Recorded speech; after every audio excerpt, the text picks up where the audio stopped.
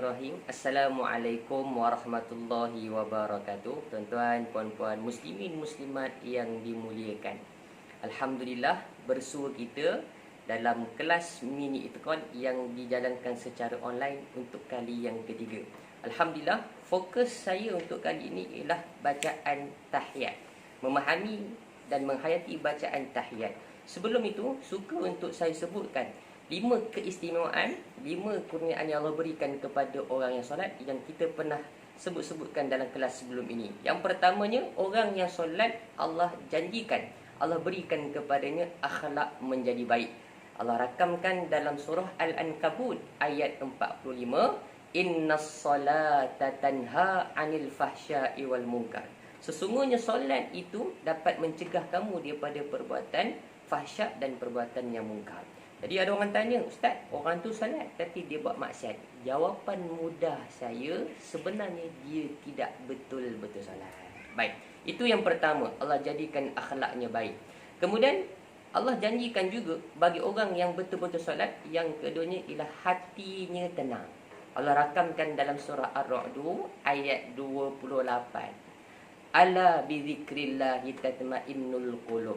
Ingatlah bahawasanya dengan mengingati Allah, maka hati kamu akan menjadi tenang. Baik. Dan yang ketiganya, Allah kabulkan permohonan hajatnya yang mustahil. Allah rakamkan peristiwa Nabi Zakaria dalam surah Ali Imran ayat 38 sehingga 41, yang mana pada ayat yang ke-38, hunalika da'a Zakaria rabbah qala rabbi habli min ladunka dzurriyyatan thayyibatan innaka sami'ud du'a. Dalam ayat tersebut ada satu doa Nabi Zakaria memohon kepada dikurniakan hajat. Kemudian fanadathul malaikatu wa huwa qa'imu yusalli fil mihrab annallaha yubashshiruka bi Yahya. Seterusnya saat Nabi Zakaria solat, maka datanglah malaikat memberikan berita gembira berkenaan dengan perkhabaran kelahiran Nabi Yahya alaihissalam, kan? Tapi Nabi Zakaria inginkan kepastian, kan? Qala rabbi anna yakunu li ghulam wa qad balaghani al-kibaru wa imraati aqira. Bagaimana aku boleh mendapat anak sedangkan umurku telah pun lanjut usia dan isteriku tidak boleh hamil, kan? Jadi satu perkara yang mustahil kalau ikutkan adat biasa, tuan-tuan, kan?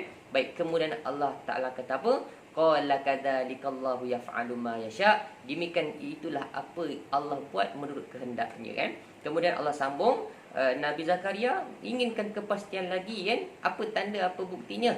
Qala ayatuka alla tukalliman nasa salasata ayyam illa ramza. Buktinya, tanda kamu akan mendapat anak ialah kamu tak boleh bercakap bertutur dengan manusia selama 3 hari, melainkan dengan isyarat sahaja, Jadi hajat yang mustahil Allah akan berikan, Allah akan kabulkan kepada orang yang solat, Baik, yang keempatnya, apa yang Allah berikan? Janji Allah kepada orang yang solat. Yang keempatnya ialah sebarang masalah Allah berikan dia jalan keluar, dan Allah kurniakan kepadanya rezeki dari arah yang dia sendiri tak sangka-sangka. Yang kita biasa baca iaitu ayat doa 1000 dinar. Ayat 1000 dinar tu yang dirakamkan dalam surah At-Talaq akhir ayat 2 awal ayat 3. Macam mana bunyinya? Wa may yattaqillaha yaj'al lahu makhraja. Orang yang bertakwa kepada Allah, Allah akan berikan jalan keluar kepadanya untuk sebarang masalah yang dia ada. Dan seterusnya, wa yarzuqhu min haitsu la yahtasib, dan Allah rezekikan kepadanya dari arah yang dia sendiri tak sangka-sangka, kan? Dan yang terakhirnya, orang yang solat Allah sebut ialah orang yang berjaya. Sebab itulah, tuan-puan, nak ukur jalan kehidupan kita, maka ukurlah pada solat. Sebab solat itu menjaminkan kita berjaya, bukan hanya kat dunia tapi berkekalan dekat akhirat sana. Yang mana Allah rakam dalam surah Al-Mu'minun ayat yang pertama sehinggalah ayat yang ke-11. Ada 7 ciri-ciri orang yang beriman disebutkan dalam surah Al-Mu'minun tersebut. Yang pertama iaitu dalam ayat yang kedua, walladina hum fi salatihim khasyu'un. Orang yang dalam solatnya dikhusyuk. Macam mana khusyuk? Nantilah kita bincangkan, tuan, kan? Yang keduanya, ciri yang keduanya, walladina hum 'anil lagwi mu'ridun. Orang yang meninggalkan daripada perkara yang sia-sia. Yang ketiganya, walladzina hum lizakati fa'ilun, orang yang menunaikan zakat. Yang keempatnya, walladzina hum lifurujihim hafizun, orang yang memelihara kehormatan diri, disambungkan melainkan kepada isteri dan sebagainya. Kemudian disambung pula ciri yang kelima, iaitu pada ayat yang ke-8, walladzina hum li amanatihim wa ahdihim raun. Maknanya ciri yang kelima, yang keenam digabung dalam ayat yang ke-8, iaitu apa? Orang yang menunaikan amanah dan memelihara janji.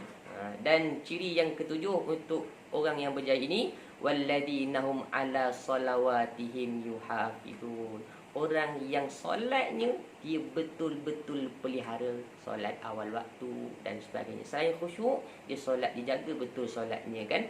Baik, jadi inilah 5 kurniaan, 5 janji Allah, 5 keistimewaan yang Allah berikan kepada orang yang betul-betul solat. Mudah-mudahan tuan-tuan, kita sama-sama upgrade kualiti ibadah, terutama kualiti solat kita. Bagaimana kita nak upgrade? Bagaimana kita nak jadikan ibadah solat kita itu berkualiti? Nantikan, kita akan teruskan untuk seterusnya nanti.